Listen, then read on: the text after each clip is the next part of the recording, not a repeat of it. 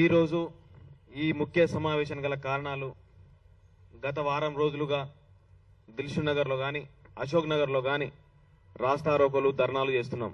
ఎందుకంటే 5,000 ఉద్యోగాలు వద్దు, 19,000 ఉద్యోగాలు కావాలని ఏదైతే డీసీపీ గారు ప్రకటించారో 19,000 ఉద్యోగాలు ఖాళీగా ఉన్నాయని, ఆ ఉద్యోగ ఖాళీలని మేము అడుగుతున్నాం. కానీ ఇక్కడ మేము ఎవరైనా సరే రేవంత్ రెడ్డి ఆస్తుపాస్తులు అయితే అడగట్లేము.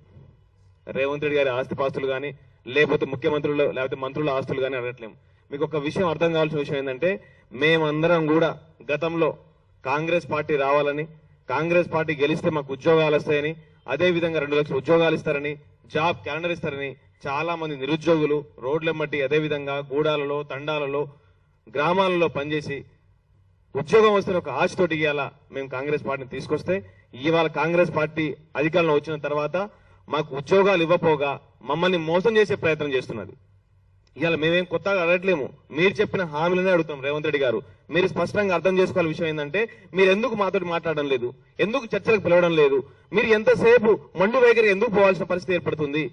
మేమన్నా దేశద్రోహులమా, మావోయిస్టులమా, నక్సలైట్లమా? మీరు నిరుద్యోగులమే కదా, మేము మిమ్మల్ని గెలిపించిన నిరుద్యోగులమే. మీరే అన్నారు కదా కాంగ్రెస్ పార్టీ అధికారంలో రాగానే మేము వచ్చింది నిరుద్యోగులం అని చెప్పేసి, కనీసం మాతో ఒక చర్చలు కూడా మీరు పిలవడం లేదు.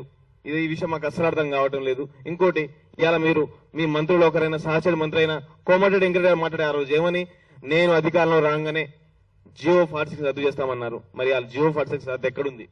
ఆ కమిషన్ ఏమైంది? దామోదర రాజనరసింహ కమిషన్ ఏమైంది?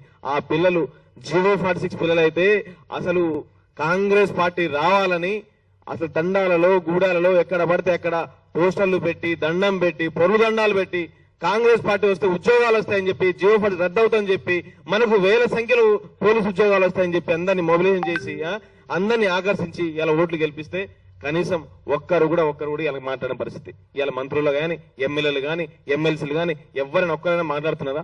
మా పక్షాన ఎవరైనా మాట్లాడుతున్నారా? ఎంతసేపు మీరు మీ పదవుల కోసం మీ డబ్బు కోసం దాచుకోవడం కోసం తప్ప మా గురించి కూడా ఎవ్వరు ఒక్క నిమిషం కూడా మాట్లాడిన పరిస్థితి. అయినా మేము ఏమడుగుతూ ఒక్కసారి ఆలోచించేయండి. ఏం ధర్నాలు చేయాల్సిన అవసరం ఎందుకు ఏర్పడుతుంది? రోడ్ల మీద రావాల్సిన పరిస్థితి ఎందుకు ఏర్పడుతుంది?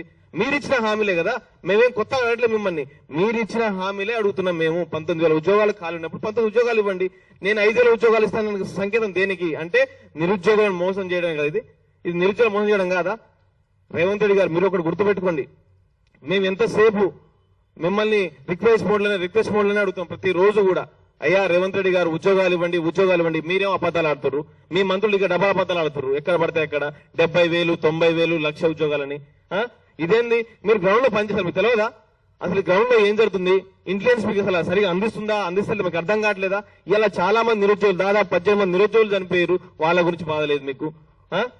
ఒక్కసారి ఆలోచించే ప్రయత్నం చేయండి. ఎంతసేపు మిమ్మల్ని ఇబ్బంది పెట్టే కార్యక్రమాలు అనుకోవడం మాత్రం మంచిది కాదు. ఇది మీరు 19,000 ఉద్యోగాలు ఇస్తే మాకు నెక్స్ట్ ముఖ్యమంత్రిగా ఉంటారు, లేదా 5,000 ఉద్యోగాలు ఇస్తాను అని చెప్తే మాత్రం మీరు అదే 5,000తో ఓట్ల తేడాతో ఓడిపోతారు కొడంగల్లో. ఇది మాత్రం ఖచ్చితంగా చెప్పగలుగుతున్నాం.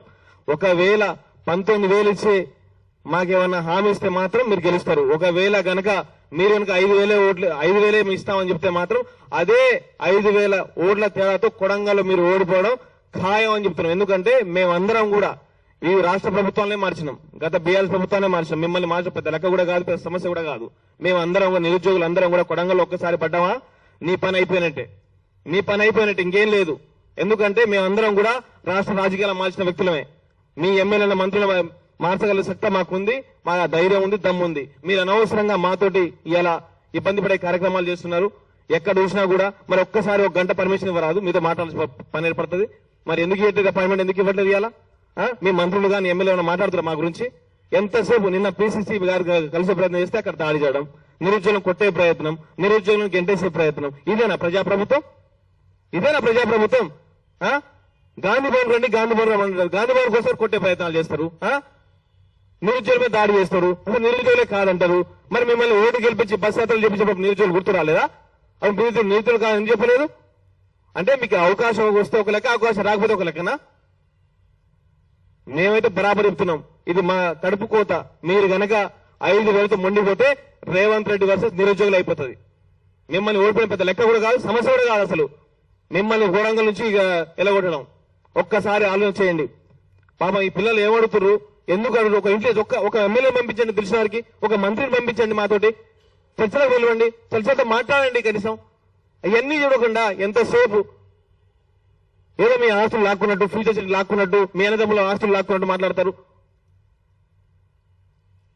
దాదాపుగా 18 మంది నిరుద్యోగులు చనిపోయారండి, కానిస్టేబుల్ పిల్లలు చాలా మంది ఉద్యోగాలు రాక. నిన్న కూడా ఒక అబ్బాయి నిజామాబాద్లో చనిపోయాడు, నోటిఫికేషన్ రావట్లేదు, వీళ్ళు 5 వేల నోటిఫికేషన్ ఇస్తారని చెప్పి చనిపోయారు. మరి దాని గురించి బాధ్యత ఎవరు? ఆ రోజు ప్రౌఢిగా చనిపోతే రాష్ట్రం మొత్తం అట్లా అల్లా కలవలం చేశారు. మరి ఇలా దాదాపుగా 18 మంది నిరుద్యోగులు చనిపోయారు. కనీసం మాట్లాడుతున్నారు మీ అందులో ఎవరైనా? ఎక్కడ పోయిండు ఎమ్మెల్యే? బర్మూరు దగ్గర ఎక్కడ పోయిండు? అదేవిధంగా ఆగూడి మొండి సైడ్ పోయిండు, కోనరావు సార్ ఎక్కడ పోయిండు, రియాజ్ ఎక్కడ పోయిండు? శవాల మీద పేరాలు వెళ్ళి ఆడిపోయి ఇలా ఎందుకు మాట్లాడతలేరు వీళ్ళు? మీరు న్యాయం చేసి పది దిగిపోండి. ఇంకో ఆయన ఉంటాడు మాకు ఎమ్మెల్సీ, గ్రాడ్యుయేట్ ఎమ్మెల్సీ తీర్మానం వలన వాళ్ళ సన్నాసి. ఇంక ఏడో చెప్పి ఏడబండో చెప్పు. నువ్వు ఎప్పుడు మాట్లాడతావు మా గురించి? ఎందుకే నువ్వు ఆ పదవి? ఉన్నా పోయినా మాకు పెద్ద బాధ అనిపిస్తుంది. ఇప్పుడు అసలు ఆ గ్రాడ్యుయేట్ ఎమ్మెల్సీ ఖాళీగా ఉందనుకుంటాం ఇప్పుడు, ఇప్పటికి కూడా. ఒక్కరోజైనా ప్రెస్ మీట్ పెట్టినా నిరుద్యోగుల గురించి? ఎక్కడైనా మాట్లాడినా మా గురించి? ఏ సందర్భంలో అయినా జియో 20 విషయం, జియో 46 అయినా ఇలా కానిస్టేబుల్ పిల్లలు ఇబ్బంది పెడుతున్న ఒక్క విషయాన్ని మాట్లాడారు మీరు? ఎందుకన్నా మీకు ఆ పదవి తీసేయరా? అదే మరి లేస్తే తెల్లారి పొద్దు నుంచి వేరే వేరే దేశాల గురించి, వేరే రాష్ట్రాల గురించి మాట్లాడతారు మీరు. లైవ్ లో కాల్ తీసుకుంటారు, దాని గురించి దీని గురించి మాట్లాడతారు, కానీ నిరుద్యోగుల గురించి మాత్రం మాట్లాడారు మీరు ఎంతసేపు. ఒక్కసారి ఆలోచన చేయరు అందరి గురించి. మీరు కనుక నెక్స్ట్ ప్రభుత్వం రావాలనుకుంటే మాత్రం 19,000 ఉద్యోగాలు ఇవ్వాల్సిందే. లేకపోతే మాత్రం మీ ప్రభుత్వం లెక్క కౌంటర్ స్టార్ట్ చేసుకోండి. ఇక 5,000 ఉద్యోగాలు ఇచ్చి కౌంటర్ స్టార్ట్ చేసుకోండి. బిడ్డ మిమ్మల్ని ఓడగొట్టడం మా ప్రధాన లక్ష్యంగా పెట్టుకుని ముందుకెళ్తాం. Thank you.